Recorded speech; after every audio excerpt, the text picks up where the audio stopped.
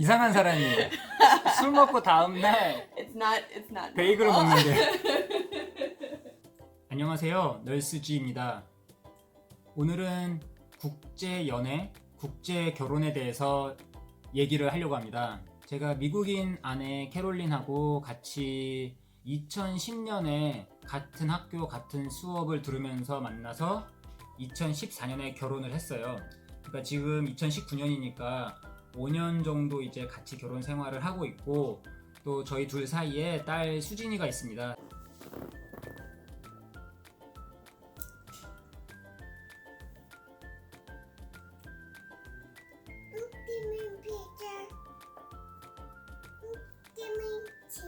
수진이는 이제 2살 조금 넘었고요. 오늘 영상에서는 국제연애, 국제결혼에 대해서 장점과 단점에 대해서 얘기하려고 하는데, 제가 이 영상을 찍기 전에 캐롤린하고 얘기를 하다가 잘못하면 싸울 뻔했어요. 왜냐하면 제가 봤을 때는 국제연애, 국제결혼에 사실 장점보다 단점이 좀 많아요. 솔직하게 이런 얘기를 해서 이런 점이 있어서 단점이 많지 않냐 이렇게 얘기를 했더니 캐롤린이 기분이 상해가지고 당신은 이비방정이야, 이비. 기분 풀어주려고 제가 좀 달래주고 그랬는데, 일단 국제연애, 국제결혼의 장점에 대해서 살펴보면 상대방을 통해서 다른 나라의 흥미로운 문화와 음식들을 제대로 접해볼 수 있는 게 큰 장점 중에 하나라고 생각이 되고요. 그리고 해외에 나가서 여행을 하고 또 그 나라에서 정착해서 살아볼 수 있는 것도 장점 중에 하나입니다.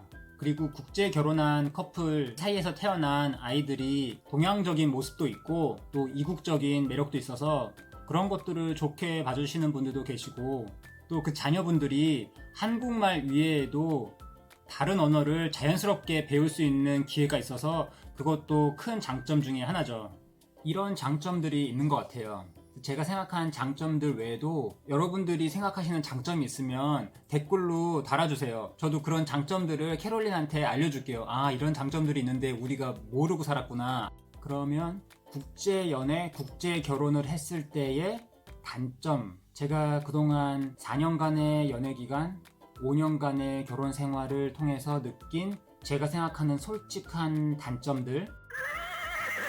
그 첫 번째는 감성적인 부분이에요. 무슨 얘기냐면, 제가 중학교 때, 고등학교 때 그때 들었던 음악들, 그때 봤던 드라마라던가 아니면 영화들, 어디 여행 갈 때 이 노래를 들었었고, 이 노래 들으면 무슨 생각이 나고, 이런 것들을 제가 하나하나 설명을 해줘야 돼요. 물론 이게 단점이 아닐 수도 있어요. 영상을 보시는 분 중에는 그게 왜 단점이야? 이제 새롭게 추억을 만들어가면 되는 거지, 이렇게 말씀하실 수도 있는데, 제가 얘기하려고 하는 거, 예를 들어서 룰라라던가 터보, 뭐 H.O.T, 잭스키스, 제가 그런 노래를 들으면서 중학교, 고등학교 지내고 대학생활을 했었는데, 저는 그 노래를 듣자마자 옛날 생각이 나고 바로 그 당시 추억에 빠져들 수 있는데, 제가 이렇게 제 와이프한테 얘기해 줄 수 있지만 그런 노래들은 와이프가 다 그거를 100% 즐길 수가 없어요. 당시에 들었던 쿨 노래라던가 아니면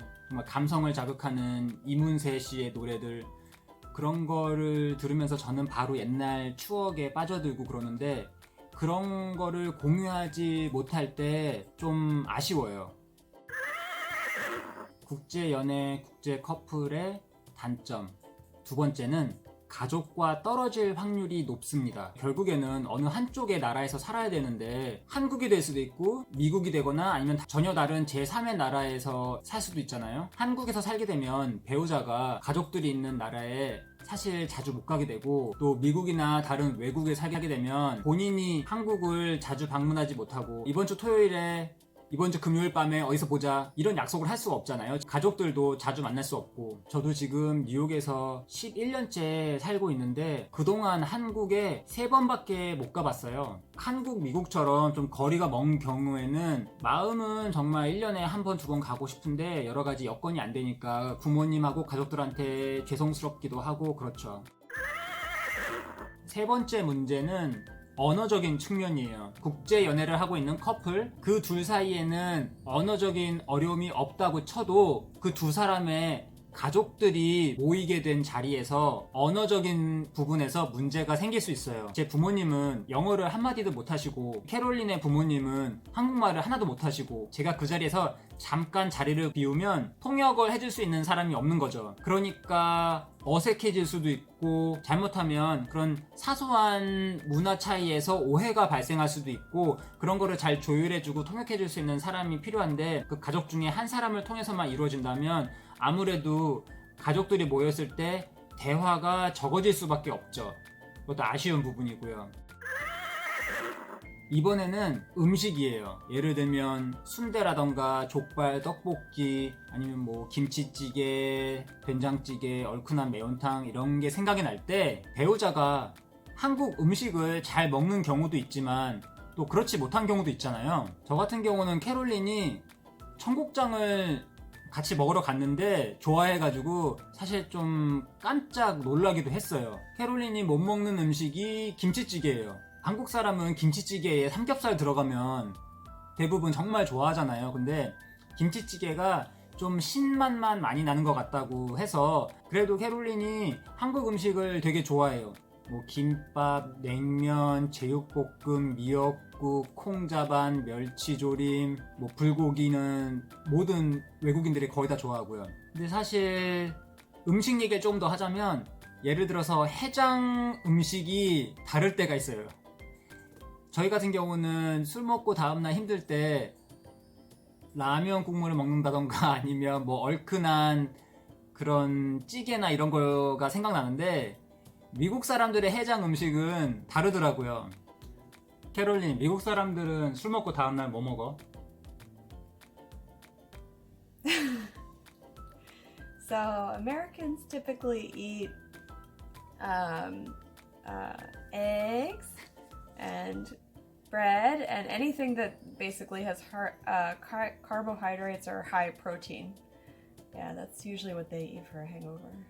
What would you eat for a hangover? Your preference? Bagel and butter.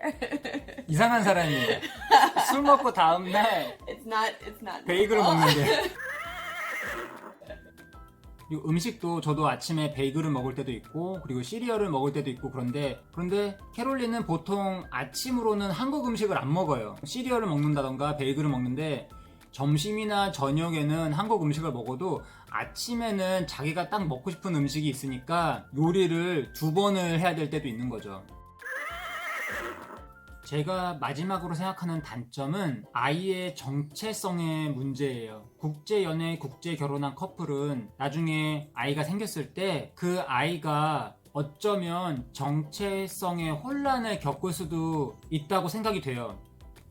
만약에 미국처럼 다양한 인종들이 섞여 사는 그런 사회에서는 그런 정체성의 혼란이 좀 적을 수도 있지만 예를 들어서 한국에서 자라는 혼혈 아이는 아무래도 더 주목을 받게 되잖아요. 그 주목에 대해서 아이가 너무 스트레스 받지 않고 또 주눅들지 않고 건강하게 자라는 게 되게 중요한 것 같아요. 정체성의 문제뿐만 아니라 언어적인 측면에서도 아이가 쉽게 말해서 영어를 할 것처럼 생겼는데 영어를 하지 못하면 주변에서 이상하게 반응을 할 수 있잖아요. 오히려 주변에서 더 과민 반응해서 너는 외국애처럼 생겼는데 영어를 못하니?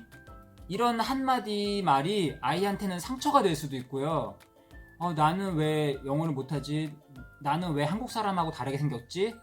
특히나 한국 사회에서 자라는 그런 혼혈 아이는 그런 정체성의 혼란이 더 클 수도 있다고 생각이 들어요. 아이가 정말 건강하게 자라야 되고 또 그렇게 건강하게 자랄 수 있도록 부모님이 서포트도 많이 해줘야 되고 또 주변에서도 그런 혼혈 아이에 대해서 색안경을 끼고 안 봤으면 좋겠고요. 저도 여러분들이 생각하는 국제연애, 국제결혼의 장점, 단점이 궁금하거든요. 댓글에 달아주시면 저도 캐롤린하고 공유해볼게요. 그러면은 오늘 영상 여기서 마치겠습니다. 감사합니다.